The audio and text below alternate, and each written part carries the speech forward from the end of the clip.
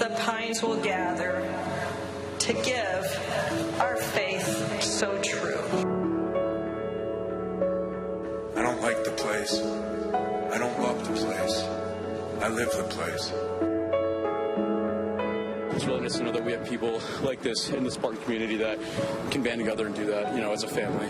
It really just shows that, like, we're not alone and that we have a really positive community to help us through this. Everyone needs to take their time, and we need a message that's healing right now. Every person's experience is just different, and it's real.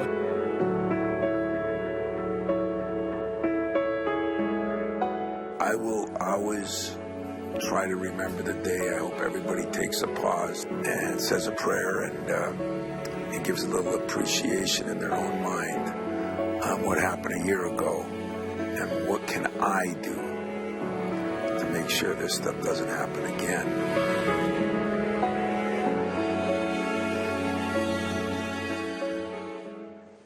And here's a live look right now at the state capitol building. Flags will be placed at half-staff later today to honor the victims of the MSU tragedy. Governor Gretchen Whitmer, a Spartan alum herself, ordered them down to honor Brian Frazier, Ariel Anderson, and Alexandria Werner, and to show that the state stands in solidarity with the Spartan community as we remembered what happened on campus a year ago today. Good morning, Mid-Michigan. It's Tuesday, February 13th. I'm Jorma Duran. Thanks for joining us. 1 year ago today, the Michigan State University campus was attacked when a gunman opened fire there, and today tributes will take place all over the state, especially in East Lansing.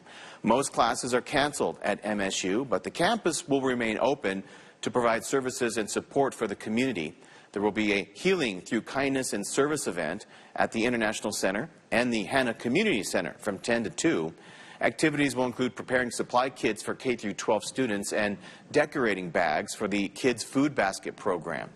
From 7:30 to 9:30 tonight, the community is invited to a remembrance gathering at Lot 62. That's just outside Spartan Stadium. The bells of Beaumont Tower will ring at 8:18 and at 8:25. Michigan State University staff and students suffered what officials call a trauma due to the events of February 13th. And so to help the community heal, the Spartan Strong Fund was dedicated to support those impacted physically and mentally. Here for you now with how MSU continues to support students in all aspects is 6 News reporter Ray Sherman. Good morning, Ray. Jorma, well, about 50 people were on site experiencing what officials call a trauma, and money and resources were given to them, families of the deceased, and also to support the Spartan Resiliency Training Program, and resources are still available today. Now, Alexis Travis, Assistant Provost and Executive Director of University Health and Wellbeing, says the most important thing today is, if people are not feeling themselves, is to schedule an appointment at the Counseling Center for Students and to stop by the MSU Employee Assistance Program. According to Travis, today they are offering different reflection sites around campus and have a site available at the International Center and also the Hannah Community Center. You know, the first anniversary marks a very important, landmark for us, and it's the last time that we'll have a first for many things related to this tragedy. And so as we look to move forward, I think we've gained a lot in terms of, how to engage as a community, how to be trauma-informed, but to continue to listen, to understand, and to honor those lost, those injured, and those who are remaining here, I think is one of the most important things. Now, today and the following days, Travis says to show up for your community and show empathy and understanding for one another, and also attend the events today for healing. Here for now in East Lansing, Ray Sherman, 6 News. Ray, thank you very much. We have not heard much from the people who were wounded a year ago today, nor have we heard much from the families of the 3 students who died. But that silence was broken briefly on December 15th. That's the day the MSU Board of Trustees announced that the school would settle with each of the families of the students who died. Later that day, Alexandria Werner's parents briefly spoke with 6 News about their daughter. Alex was a wonderful person. She was a leader. She would absolutely fight for somebody if they were being bullied. She was tough on the basketball court, Charlotte. Overall, a very funny, sensitive human being, and horribly sad that she's not here with us today. I would take her back in a minute instead of sit here in front of any of you. Werner's parents said they would use the money from the $5 million settlement to create scholarships in Alex's honor and work to end gun violence. We also reached out to the attorney who was representing the families of Brian Frazier and Ariel Anderson. Frazier was a sophomore when he died, Anderson a junior. Both of them, coincidentally, were from Grosse Pointe. Both families declined to comment, although they did issue a statement through their attorney. He said, although no amount of money can ever mend the shattered hearts of these parents after suffering the unspeakable loss of their children, we appreciate how MSU has done the right thing under these horrible circumstances. After the shooting, MSU promised to make substantial safety improvements to ensure campus was a safer place.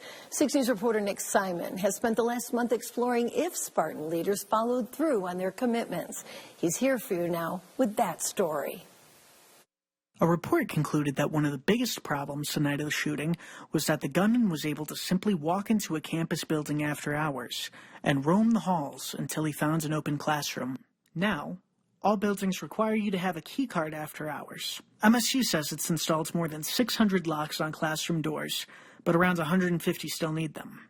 These are a combination of traditional deadbolts and electronic lockdown systems. It looks almost identical to the current door handle that's on a classroom door now, but on the inside is a very large lever, 1/4 turn to the side, and it will lock, and there's a display that shows that the lock is engaged. In larger lecture halls, electronic lockdown buttons have been installed near the exits.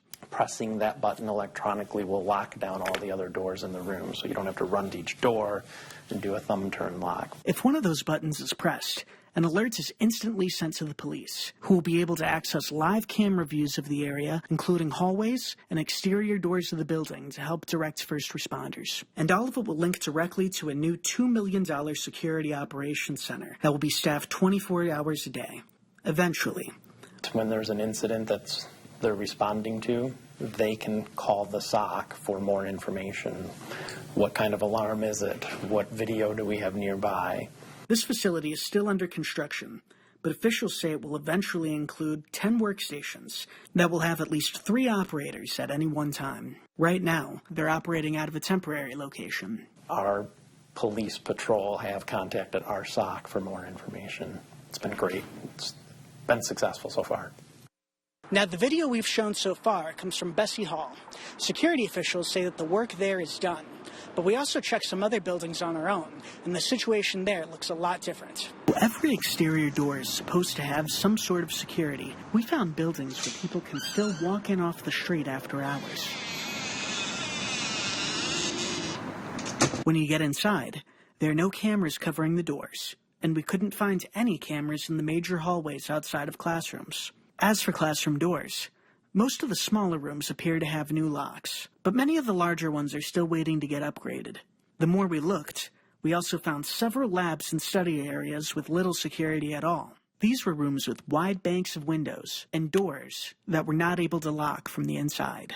As you can see, progress is being made, but there are still a lot of areas on campus that are waiting for upgrades.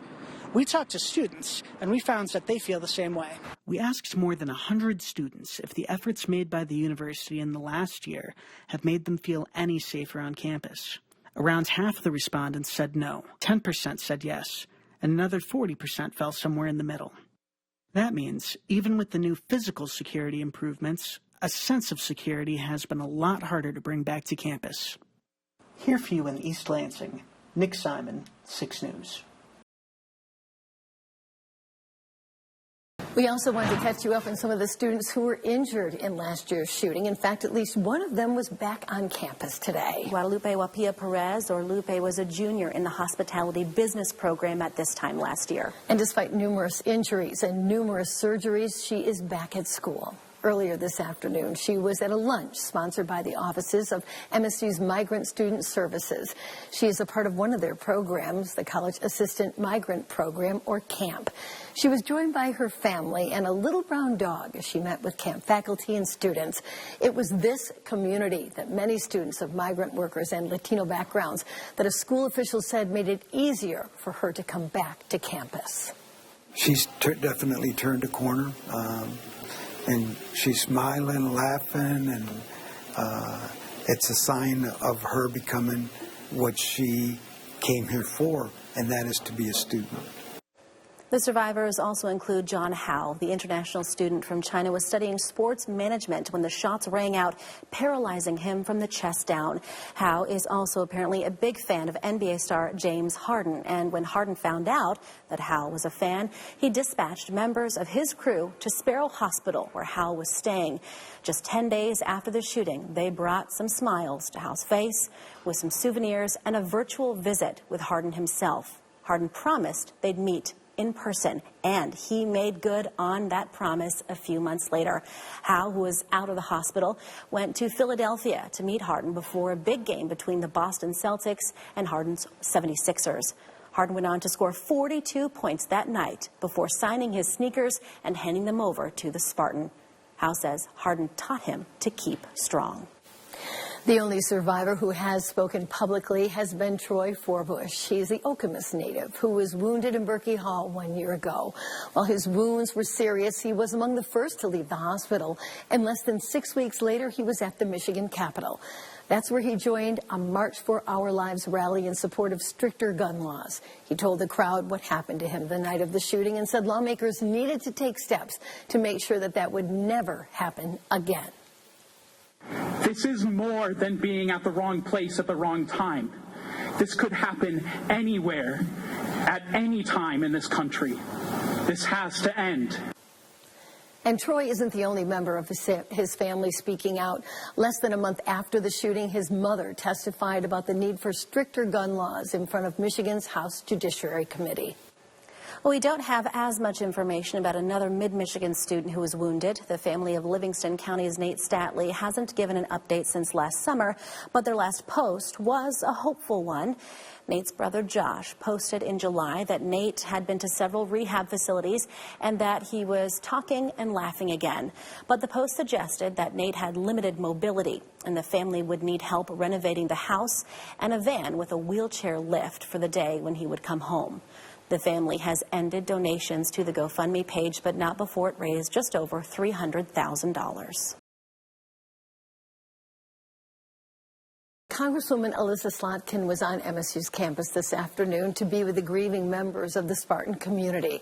Later, she flew to Washington, D.C. to give remarks on the floor of the U.S. House. The representative told Congress Michigan is leading the way in responding to mass shootings like those at MSU and Oxford High School, both of which happened in her district. Responded in Michigan. In response to the MSU shooting, the Michigan legislature stepped up and passed the most robust and comprehensive gun safety legislation in our history.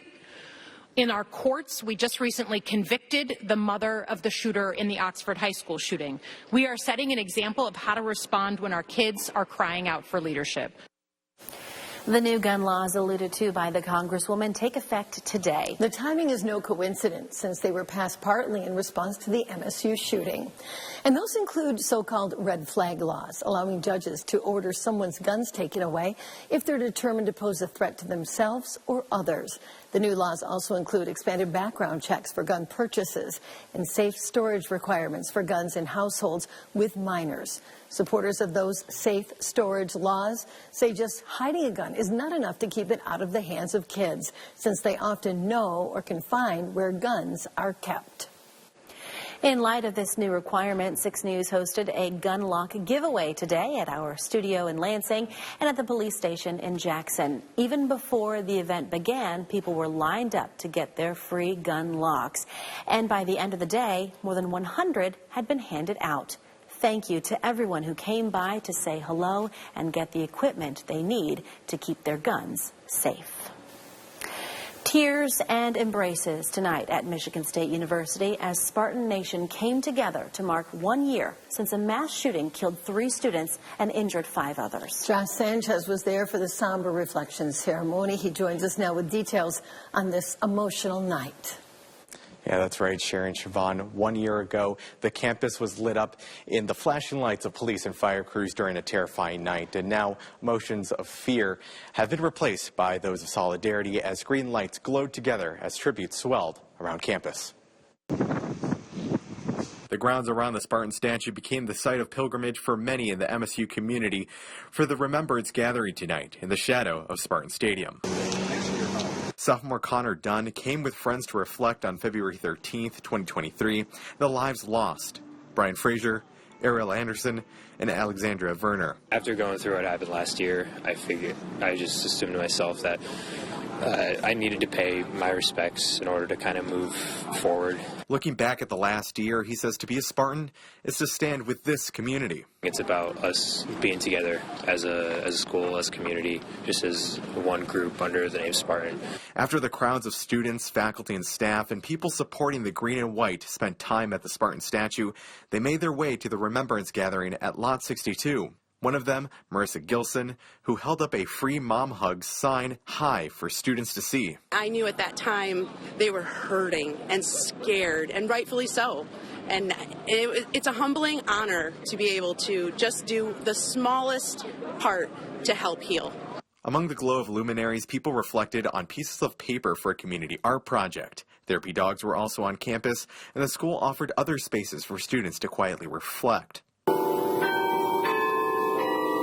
Shortly before 8:18, the time of the first shooting, a video played with the school song MSU Shadows, along with moments of silence. One bell from Beaumont Tower for Alexandria Werner. Another for Ariel Anderson. And then again at 8:25, the bell rang for Brian Frazier. The light of luminaries did not shine alone. Both Beaumont Tower and Berkey Hall and the Union, the 2 sites where students were lost, glowed green into the night.